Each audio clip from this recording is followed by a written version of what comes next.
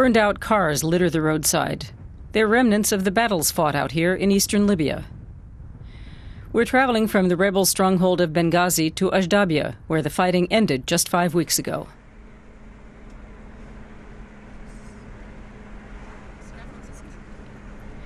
The town changed hands 3 times before the rebels finally took it. What did that mean for Ajdabiya's residents? How will they defend the city if Gaddafi's forces attack again? When we arrive, the streets are virtually deserted.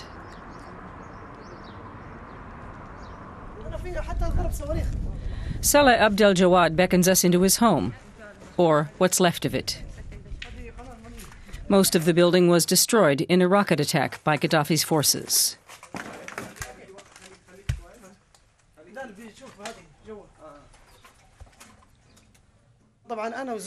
The neighborhood was under fire all night, Jawad tells us.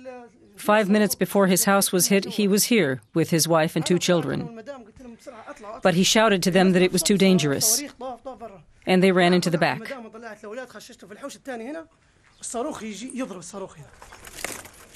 Jawad and his family escaped unharmed, but the home they had built for themselves was ruined. Nonetheless, Jawad has stayed to salvage what he can and protect it. His wife and children are with relatives in Benghazi.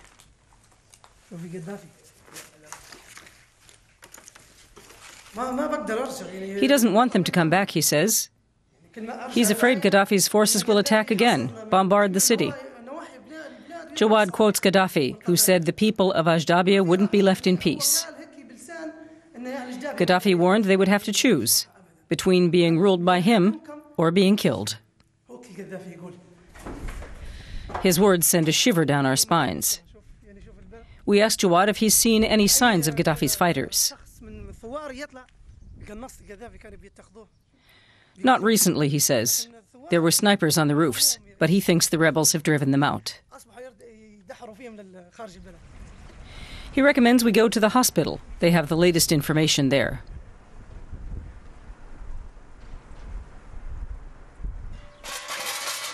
Fighters guarding the clinic tell us Ajdabia was long dominated by Gaddafi loyalists. Even today, some of them mount hit-and-run attacks on the residents. This man tells us that 4 days ago, 2 cars drove by. The passengers opened fire with machine guns. No one knows who they were.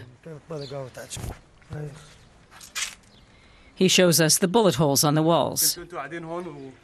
He was here with a friend, he says, and saw it with his own eyes.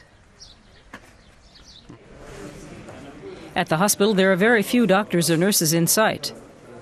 They're all fighting with the rebels, we're told. There aren't many patients here either. We ask one of the doctors why. It's pretty quiet at the front, Mohammed Ahmad tells us. And the hospital isn't taking any more patients. He says no one knows whether Gaddafi's forces will retake the city. That's why they only give patients quick treatment.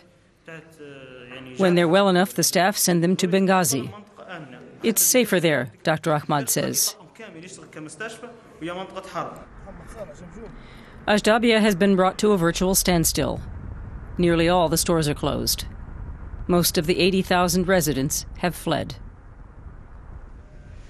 Again and again, we pass rebel vehicles. There are said to be 5,000 fighters here. Many have mounted weapons onto cars and pickups.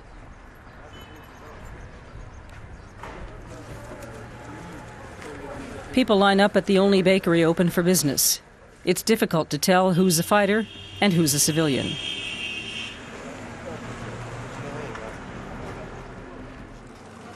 The bakery is owned by Ahmed Al-Aribi.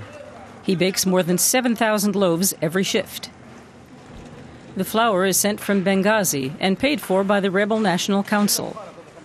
They don't want the bakery to close. It's vital for rebel supplies. When the war broke out, Ahmed Al-Aribi was reluctant to get involved. But he says Gaddafi left him no other option. What changed his mind, he says, were the massacres at the first demonstrations. Gaddafi's troops could have used tear gas, he insists, but they opened fire and killed people he knew. Then he had to act, and fear was no excuse. After that, he wasn't afraid.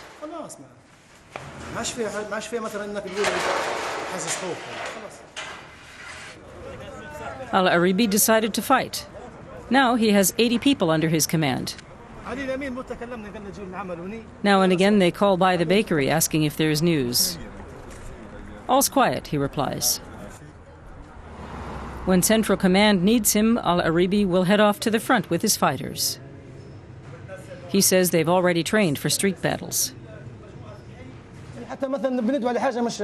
They want to hold on to their freedom, he says.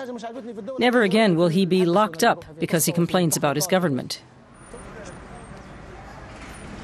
This fighting spirit is typical of the resilience we encounter in Ajdabia. But does everyone here feel this way? 2 women ask us into their home. They've only recently returned to the city. No one in their family was involved in the fighting. All they want, they say, is for things to return to normal, with electricity, running water, and an end to the bloodshed.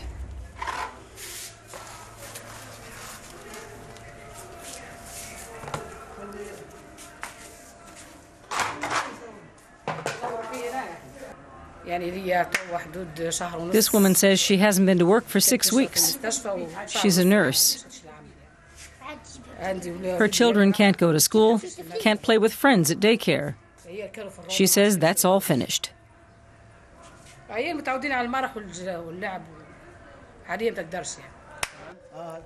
But after 10 minutes, they break off our conversation and ask us to leave.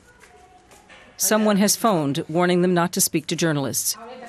Otherwise, they could be hunted down and killed by Gaddafi loyalists. We're left wondering how secure the rebel hold on Ajdabia is. What danger do Gaddafi's men really pose? We want to speak to rebel fighters who are being put up in local schools.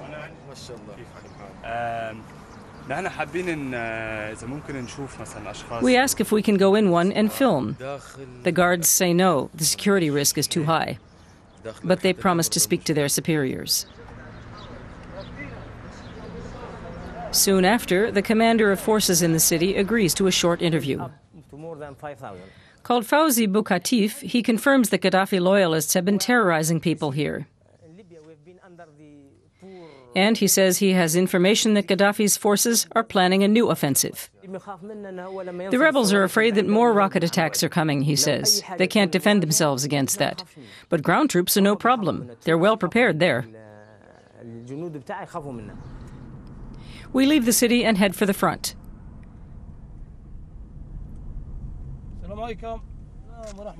But after 3 kilometers, we're turned back. The rebels tell us no civilians are allowed through. They've gotten more careful after the first journalists were killed covering the fighting.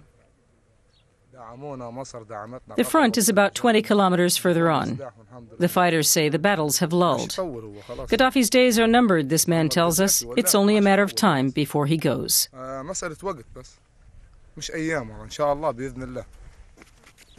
During our day in Ajdabia, we've sensed the survival instinct of its people.